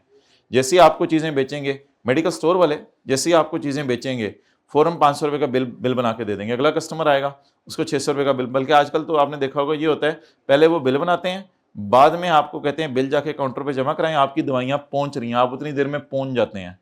तो वो तो कहानी फिर तो हर इनवॉइस ही अलग बन रही है, उन दुकानदारों की तो बात ही हो रही है। तो बहुत छोटे दुकानदारों को कह रहा है कि अगर तुम्हारी चीज़ 100 रुपए से कम की बिक रही है तो फिर कैश मेमो अलग अलग ना बनाओ, दिल चाहता है अलग अलग बना लो, दिल चाहता है एक बना लो, लेकिन एक दिन में बस कैश मेमो बना के खत्म कर दो और उस पर सीरियल नंबर लगा दो। आगे चलें, डेली रिकॉर्ड ऑफ रिसीट्स, जो आपके पास पैसे आ रहे हैं उनका रिकॉर्ड रखो, सेल का रिकॉर्ड रखो, पेमेंट्स का रिकॉर्ड रखो, परचेजेस का रिकॉर्ड रखो, खर्चों का रिकॉर्ड रखो। सिंगल एंट्री कर लो, कोई डबल एंट्रीज करने की जरूरत नहीं। ये दुकानदार बस पैसे आने का रिकॉर्ड रख रहे होते हैं, सेल क्रेडिट नहीं कर रहे होते, कोई इस तरह के मुश्किल अकाउंट नहीं बने होते, कैश आ रहा है तो सेल बढ़ रही है, इस तरह की एंट्रीज नहीं करते, बस डाली जाते हैं कैश आ रहा है, कैश आ रहा है, कैश आ रहा है, इस तरह लिखते रहते हैं। और जो पैसे नहीं देते उनका एक कॉपी में नाम लिखते रहते हैं, इससे पैसे लेने हैं लेने हैं लेने हैं, कोई डबल एंट्रीज नहीं चल रही होती। कहते सिंगल एंट्री रिकॉर्ड रखो in respect of daily receipt, sale, purchase, different heads of expenses. उनको सिंगल एंट्री रिकॉर्ड रखो, कोई डबल एंट्रीज करने की तुम्हें जरूरत नहीं है। लेकिन परचेजेस और एक्सपेंसेस के वोचर संभाल के रखना, परचेजेस और एक्सपेंसेस के, क्योंकि आपने बॉटल्स जो है वो इकट्ठी खरीदी होंगी 300-400 पेप्सी वालों से, और आपने बिजली के बिल इकट्ठा पे किया होगा पूरे महीने का, उनके वाउचर्स संभाल के रखो। अच्छा, वाउचर क्या होता है? वाउचर उन चीजों का बिल नहीं होता, बेसिकली उन चीजों का जो बिल आता है उसको आप अपने पास एक सफे पे नोट करते हैं, उस सफे का नाम क्या होता है? वाउचर। तो वाउचर आप खुद बनाते हैं, उस चीज का बिल नहीं होता बेसिकली। जब वो आता है बिल किसी भी चीज का तो उसको एक सफे पे नोट करते हैं, उस सफे का नाम होता है वाउचर। आजकल तो वो कंप्यूटराइज बना लेते हैं, बस फॉर्मेट बना होता है, उस पर फिगर डालनी होती है।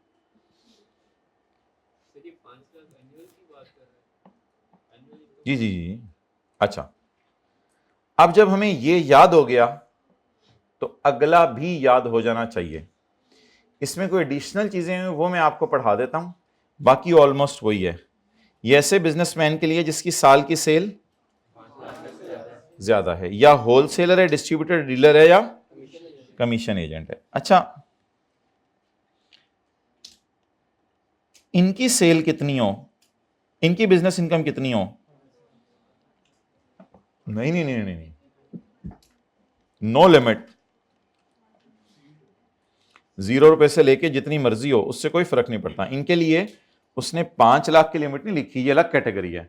होलसेलर चाहे इस साल दुकान बंद करके बैठा रहे, फिर भी हल्का फुल्का अगर कोई बिजली के बिल दे रहा है उसके रिकॉर्ड संभाल के रखे। वो तो tax payers with business income exceeding 5 lakh अलग बात है, and wholesaler, distributor, dealer and commission agent अलग बात है। अच्छा, इसमें हम देखेंगे ये किन टैक्स पेयर्स की फिर बात हो रही है, ये भी एक डायग्राम देख के आपको समझाऊंगा। फिलहाल इन चीजों पे ज्यादा फोकस ना करें, इधर आ जाएं।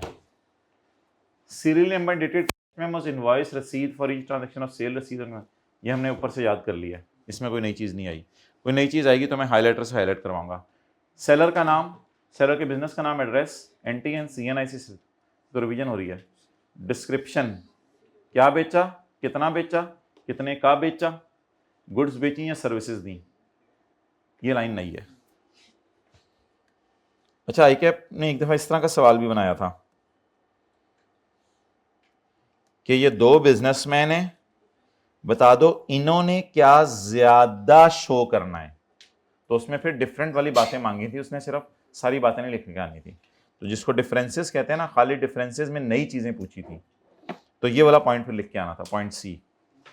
अगर एक बंदा होलसेलर, डिस्ट्रीब्यूटर, डीलर और कमीशन एजेंट है और उसकी एक सिंगल ट्रांजैक्शन, अच्छा अभी ना सेल की बात हो रही है, सिर्फ single sale transaction exceed 10,000, the name and address of buyer, buyer का नेम एंड एड्रेस भी पूछे हैं। आप अपना तो name and address bill pay लिख चुके हैं, लेकिन आप बायर का नेम एंड एड्रेस भी पूछें। तो आप अगर कभी होलसेलर डीलर के पास चीजें खरीदने जाएं और उससे कहें कि मुझे होलसेल पे चीजें खरीदनी है काफी ज्यादा, वो कहेगा भाईजान ये तो 12,000 का बिल बन जाना है आपका। तो आपको फिर दो काम करने पड़ेंगे, आपको अपना नाम भी बताना पड़ेगा और आप जहां रहते हैं वो जगह भी बतानी पड़ेगी, और वो बिल पे लिखेगा। अच्छा जी, तो दो काम होंगे। नंबर 1 आपका नाम कस्टमर का और कस्टमर का एड्रेस। ये एक्स्ट्रा पॉइंट है, इधर पीछे नहीं था, आगे आ जाएं। लेकिन अगर 100 रुपए से कम की सेल हो रही है तो एक या एक से ज्यादा कैश मेमोस बना लें पर डे, उसमें कोई मसला नहीं, वो बात ऊपर वाली है।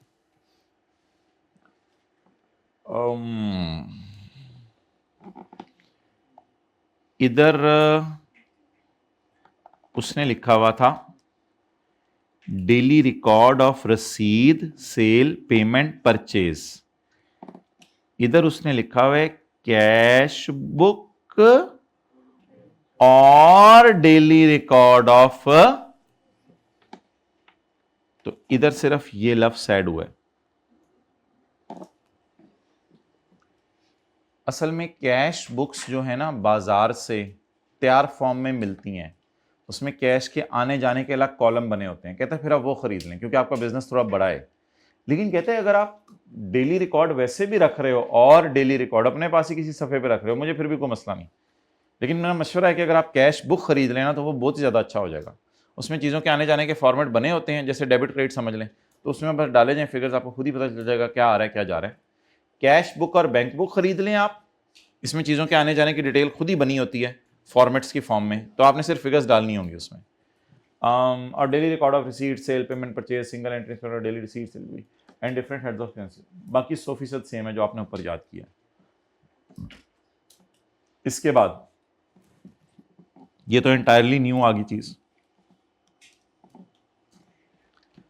जनरल लेजर बनाएं यानी टी काउंट्स बनाएं। आपने कहा ये तो बहुत मुश्किल हो जाएगा।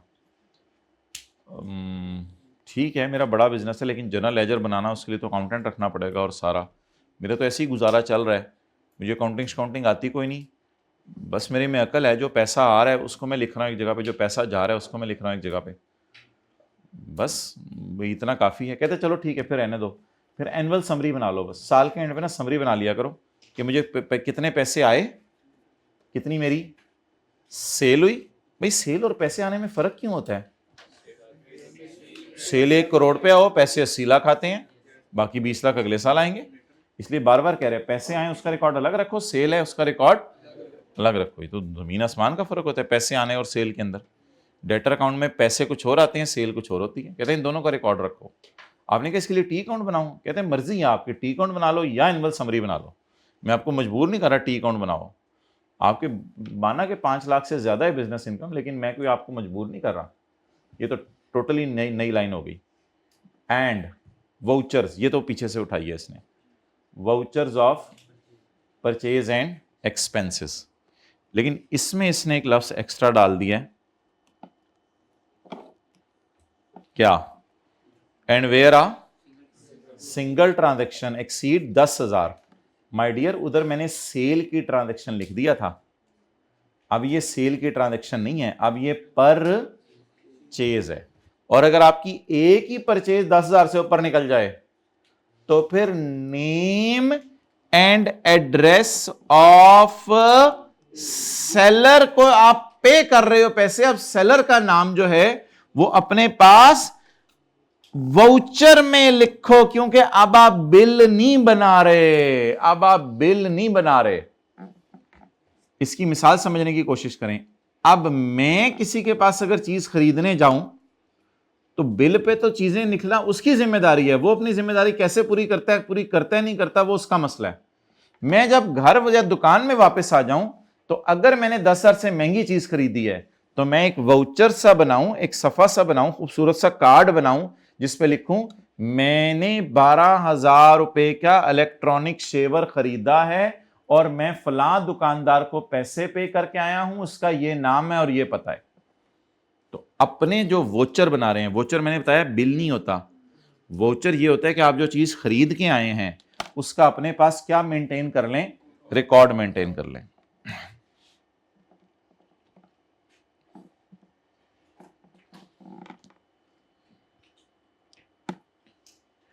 टैक्स इनवॉइस कौन बनाता है? टैक्स इनवॉइस दुकानदार। टैक्स इनवॉइस कौन बनाता है? दुकानदार। होंडा जिस वक्त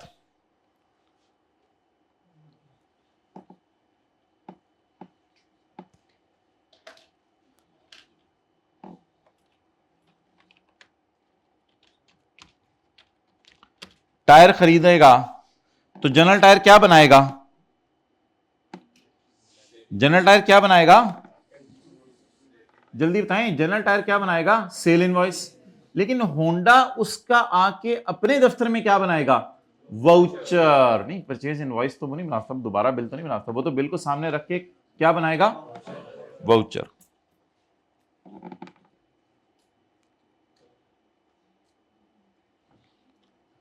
अच्छा, अब ये देखें वाउचर क्या है। Voucher accounting voucher creation, purchase number 1 यानी आज के दिन की पहली परचेज।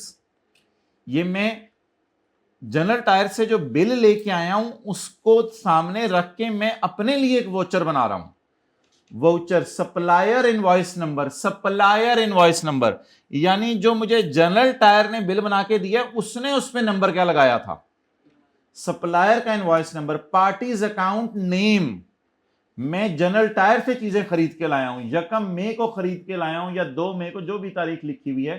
पर्टिकुलर्स, मैं उसमें परचेज क्या चीज की है, कितने की है, ये सारा। Material is purchase from BM suppliers, vide their bill 18 dated फला फला फला, ये सारा मैं करके आया हूं।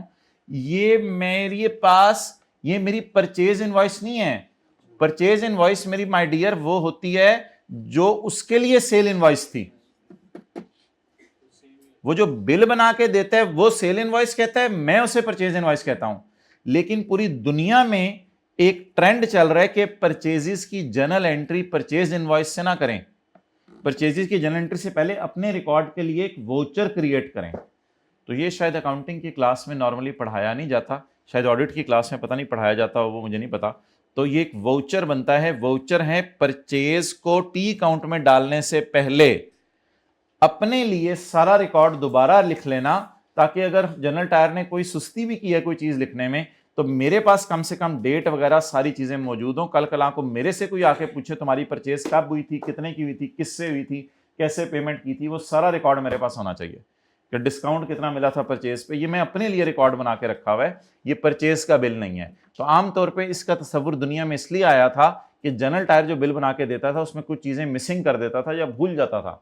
तो हम अपनी परचेज इनवॉइस पूरी बना लें, फिर सॉरी परचेज इनवॉइस नहीं, अपना परचेज वाउचर। तो मैंने अगर कोई परचेज की है और वो मेरी परचेज 10,000 से ज्यादा है तो फिर मैं 2 रिकॉर्ड जोर रखूं अपने पास। वाउचर में नाम लिखूं बंदे का और एड्रेस। इस बंदे ने शायद एड्रेस नहीं लिखा हुआ, इसके लिए जरूरी है नहीं है, मैंने तो इंटरनेट से उठाया, नाम तो हमने लिखा हुआ है। तो लेकिन हमारा लॉ कह रहा है अगर ये 10,000 से महंगी परचेज है, जैसे ये परचेज 3,000 है तो इसमें नहीं जरूरत, मिसाल दे रहा हूं, इसमें नहीं जरूरत, लेकिन अगर ये परचेज कितने की होती, 10,000 की होती, तो मैं नई लाइन डालता, एड्रेस ऑफ पार्टी, उस पार्टी का एड्रेस भी लिखता मैं कि जनरल टायर में कहां से जाके मैंने चीज खरीदी है। Next, where the tax pay deals in purchase and sale of goods. दूसरे कौन से टैक्स पेयर होते हैं जो गुड्स नहीं बेच रहे होते? सर्विसेज वाले। तो फिलहाल किन की बात हो रही है? सिर्फ गुड्स वालों की। गुड्स वालों ने एक और चीज रखनी है, ये तो माय डियर बिल्कुल नई है, ये तो बिल्कुल नई है। क्या? Quarterly inventory of stock. Quarterly inventory of stock. कब स्टॉक गिने? हर साल बाद, हर 6 महीने बाद या हर 3 महीने बाद? हर 3 महीने बाद। शोइंग, उसमें क्या क्या लिखा हो, 3 कॉलम बने हो, क्या क्या चीजें पड़ी हैं, कितनी कितनी पड़ी हैं और कितने की खरीद के रखी हुई हैं। बस ये 3 बातें लिख लें ताकि कोई आए और आपसे पूछे आपकी दुकान पे पूरा क्या पड़ा हुआ है तो आप उसको बता सकें। आप बताएं ये स्काई ब्लू हाइलाइटर क्या शो कर रहा है? 5 लाख से ऊपर जिसकी बिजनेस इनकम है उसने ये चीजें एक्स्ट्रा कीप करनी है अपने पास, रिकॉर्ड्स टू बी केप्ट, उसने ये एक्स्ट्रा चीजें अपने पास कीप करनी है। तो मेरे तो ख्याल से फिर आप लोग घर में जाके ये नीचे वाला याद कीजिएगा, ऊपर वाला ऑटोमेटिकली याद हो जाएगा, ऐसा ही है। और अगला अब आप खुद ही बता दें मुझे, अगले में कोई एक्स्ट्रा चीज है तो इसमें थोड़ी सी चेंज आएगी चीजों में, क्योंकि अब हम ये medical practitioners, legal practitioners, accountants, auditors, architects और इंजीनियर्स की तरफ चले गए हैं। अब अगर एक बंदा है जो इंजीनियर है, या एक बंदा है जो लॉयर है, या एक बंदा है जो अकाउंटेंट है या ऑडिटर है, वो क्या रिकॉर्ड्स मेंटेन करे? Serially numbered and dated patient slip, invoice या रसीद। तो पेशेंट स्लिप नया लफ्ज है ना, पेशेंट स्लिप, उधर कौन सा लफ्ज था? Cash memos. कैश मेमोस की जगह यहां क्या लफ्ज यूज हो गया? Patient slip. For each transaction of sale और receipt containing the following. Doctor साहब का नाम, name of his business, business का नाम और प्रोफेशन, एड्रेस, एनटीएन और NIC and sales tax registration number if any, अगर उसका कोई है। Description, quantity and value of medicine supplied, description, quantity and value of goods sold, ठीक है, सही सेम ही चल रहा है almost. Description, quantity and value of medicine supplied और details of treatment, details of case. Details of case तो इसके केस में होगा ना, लॉयर के केस में या और किसी और केस में। Detail of treatment, detail of case और डिटेल ऑफ ट्रीटमेंट। अकाउंटेंट तो नहीं करता होगा, अकाउंटेंट के पास आप मसला लेके जाएंगे, आओ जो मैं आपकी ट्रीटमेंट करता हूँ जरा, वो तो केस देखेगा आपका या सर्विसेज देगा आपको। Confidential details are not required. आप केस की डिटेल लिखते लिखते उसकी कॉन्फिडेंशियल डिटेल बंदे की ना मांगने लग जाइएगा, बस कोई कॉन्फिडेंशियल डिटेल्स होती हैं बंदे की, अब ये क्या वजह है क्या है, बस छोटे पर ज़्यादा डिटेल में जाने की जरूरत नहीं है। एंड अमाउंट चार्ज, और बिल कितना बना के दिया आपने। अच्छा, ये कोई ऐसी चीज़ें नहीं है कि इसका और इसका कंपैरिजन आपसे मांगेगा, क्योंकि इनके बिजनेस की नेचर ही डिफरेंट है, इसलिए अब मैं हाईलाइट ज़्यादा चीज़ें नहीं करवा रहा, हल्की फुल्की करवा देता हूँ जो आपको डिफरेंट नज़र आ रही है, लेकिन इनके डिफरेंसेस नहीं मांगेगा, क्योंकि ऑल टुगेदर ये बिजनेस ही हो रहे हैं, ये सारे सर्विसेज प्रोवाइड कर रहे हैं। डॉक्टर कभी कभी मेडिसिन भेज देता है, वो अलग बात है, ये सारे सर्विसेज प्रोवाइड कर रहे हैं, चीजें ऑलमोस्ट वही चल रही हैं। The name and address of patient and client is must here. पीछे था 10,000 से अगर ज्यादा की सेल की है, इधर 10,000 वाली लिमिट नहीं है, इधर आपने हर सूरत में name and address of patient मांगना था। इधर तो वो मांग ही नहीं रहा था, पॉइंट सी डाला ही नहीं था उसने। तो लोग तुम्हारी बिजनेस की इनकम ही 5 लाख से कम है, तुम क्या लोगों के कस्टमर के नाम कौन पूछता है? आप दुकानों पे जाते हैं, आपका नाम कभी किसी ने पूछा? वेरी रेयर, बहुत कम ऐसा होता है। लेकिन अगर आपकी बिजनेस इनकम 5 लाख से ज्यादा है और आप एक बंदे को सेल 10,000 से ज्यादा कर रहे हो, फिर उसका नाम पूछ लो। लेकिन इधर आपके बिजनेस की नेचर ऐसी है कि आपने हर एक का नाम पूछना है, इसलिए अक्सर पेशेंट्स का नाम पूछा जाता है। जो क्लिनिक वाले नहीं पूछ रहे वो अपने लिए गड़बड़ क्रिएट कर रहे हैं। हमारा कसूर नहीं है कि आपके मोहल्ले में कोई छोटी क्लिनिक है वो आपका नाम नहीं पूछ रहा, ही शुड हैव आस्क्ड, उसको पूछना चाहिए। और अक्सर अपॉइंटमेंट लेते हुए पूछ ही लेते हैं, बाहर बंदा बैठा होता है वो हमेशा पूछते हैं, सर आप अपना नाम लिखवा दें, आपकी बारी लगवा देते हैं, बारी लगी रहती है। However the condition of recording address of patient, नाम और पता पूछें, लेकिन पेशेंट का पता, पेशेंट स्लिप वाली clause shall not apply to general medical practitioners होते हैं जिन्होंने जगह जगह गलियों में जो है वो क्लिनिक्स खोली होती हैं। आप लोग उनका एड्रेस ना पूछें, लेकिन अगर कोई अस्पताल है वो फिर एड्रेस पूछेगा, जाहिर बात है। लेकिन कुछ जनरल मेडिकल प्रैक्टिशनर्स हैं ऐसे ही जगह जगह प्रैक्टिस कर रहे हैं बैठ के, तो दांत दिखाओ, आंखें दिखाओ हमें, कान दिखाओ हमें, तो अगर वो काम कर रहे हैं तो वो अगर एड्रेस नहीं भी पूछें तो कोई मसला नहीं। तो लेकिन अगर आप किसी हॉस्पिटल में चले जाएं तो वो फिर मेडिकल प्रैक्टिस नहीं कर रहा, वो तो पूरा सेटअप है, वो फिर आपका एड्रेस भी पूछेंगे। तो पेशेंट से क्या क्या पूछा जाना चाहिए? नाम और पता। लेकिन अगर जनरल मेडिकल प्रैक्टिशनर है वो सिर्फ नाम पूछ ले। नाम क्या बेटा? डेली अपॉइंटमेंट एंगेजमेंट डायरी, ये तो वो जो सेक्रेटरी होता है डॉक्टर का, वो तो उसने फोन आप करते हैं अपॉइंटमेंट जब लेते हैं तो वो लिखता ही है सब कुछ। Daily appointment engagement diary in respect of clients and patients. Clients बाकी लोगों के होते हैं और डॉक्टर्स के पेशेंट्स होते हैं। इन respect of clients and patients. Rashid आज मैं राती ना 8 बजे बहना है तो 9 बजे तक याद करके ना इंज तीनों वॉइस नोट बना के भेजना है, तड़ा तड़ वॉइस नोट। कहना यार ये तो लगता है कि सर से भी आगे निकल गया, पता नहीं ये किताब से भी आगे की बातें कर रहा है। माँ आज बस छड़ दे यार तू मैनू आज। And this class will not apply to, अच्छा वो तो हो गया था।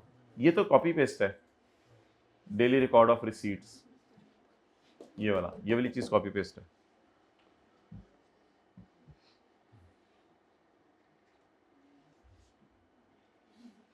ये भी फारग हो गया।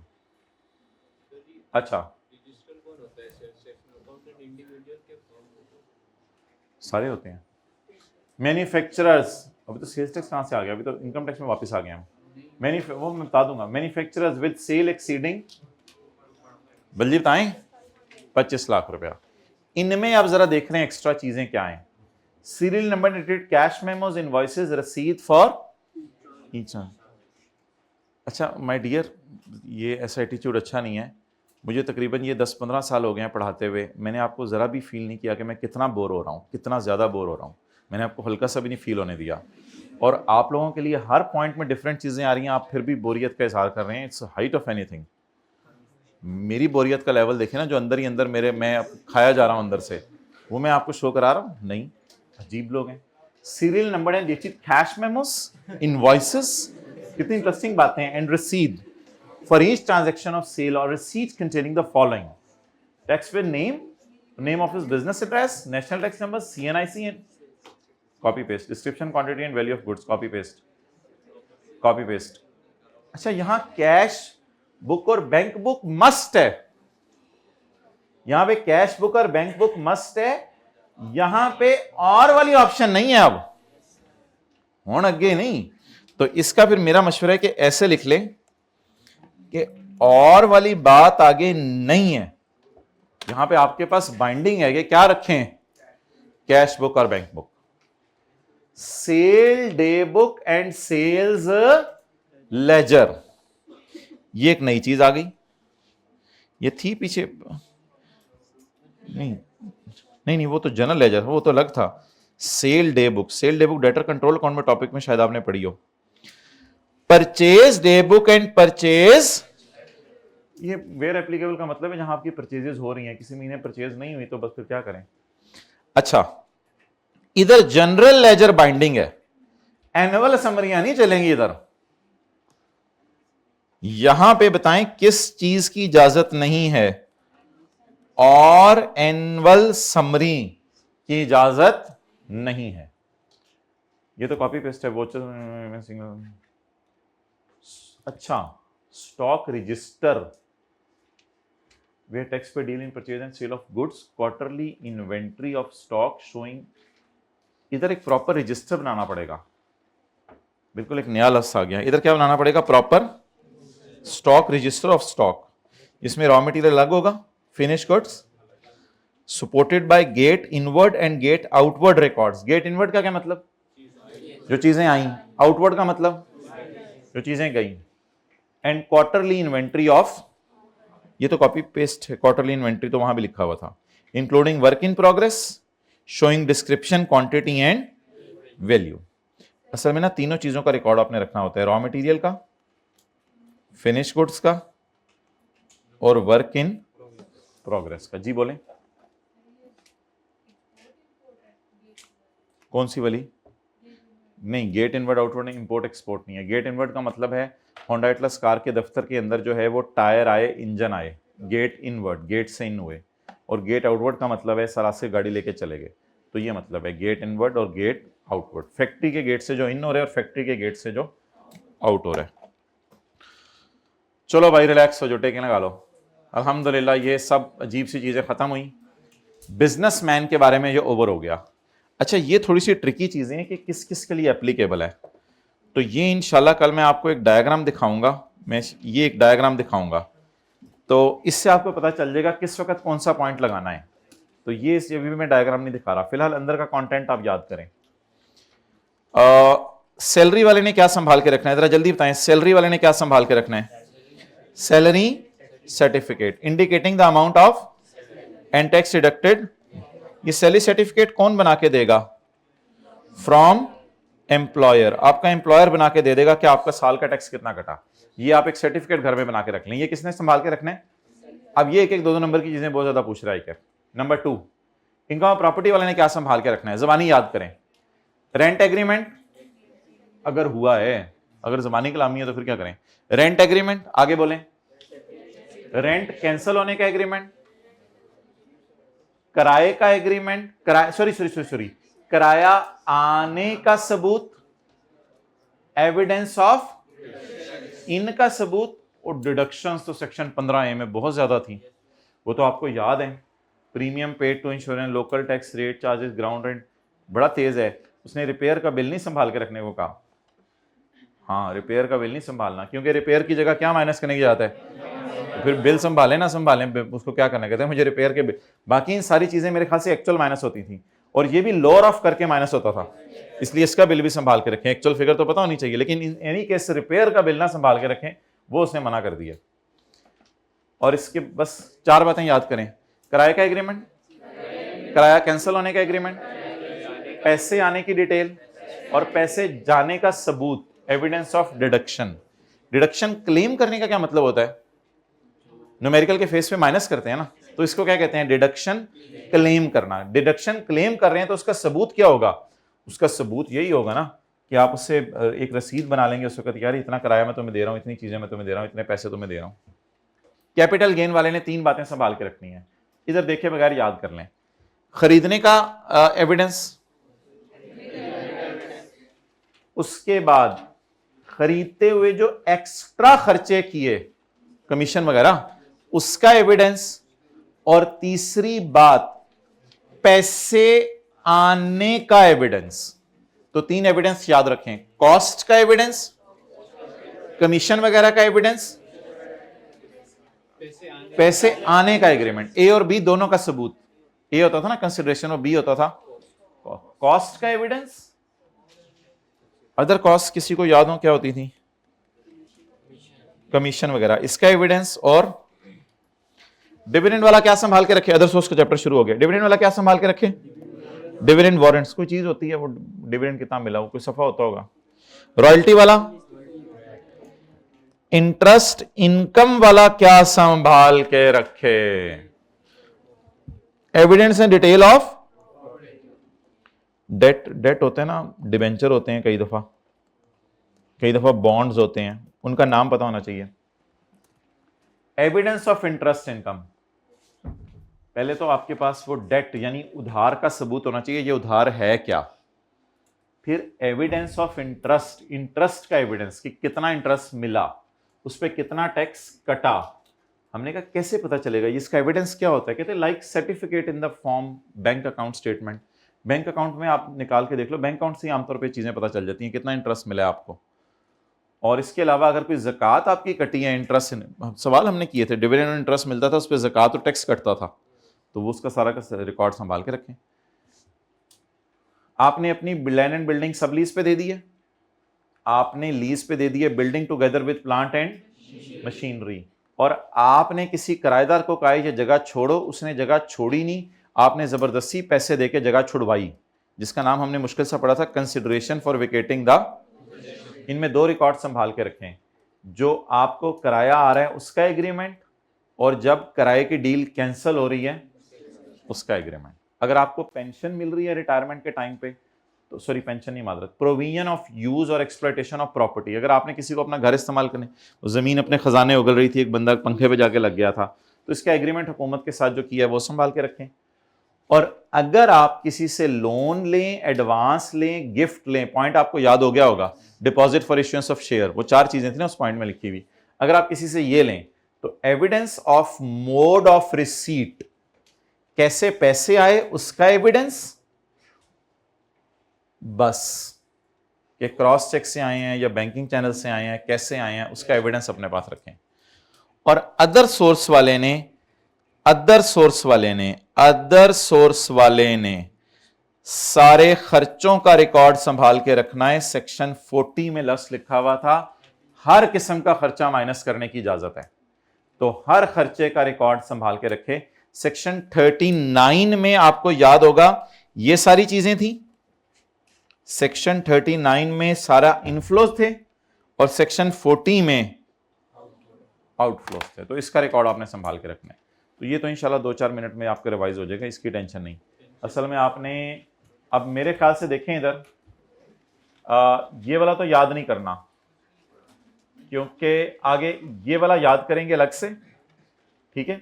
अब जरा सुन लें, सिर्फ ये आधा सफ़ा हो गया, ये आधा सफ़ा याद करेंगे, फिर उसके बाद ये थोड़ा सा डिफरेंट है, ये आपने डिफरेंट चीज़ें ढूंढनी है, लेकिन इधर मैंने आपको डिफरेंट हाईलाइट करा दी हैं, तो तकरीबन वो आधा एक सफ़ा याद कर रहे हैं जिससे सारी चीज़ें कवर हो जाएंगी।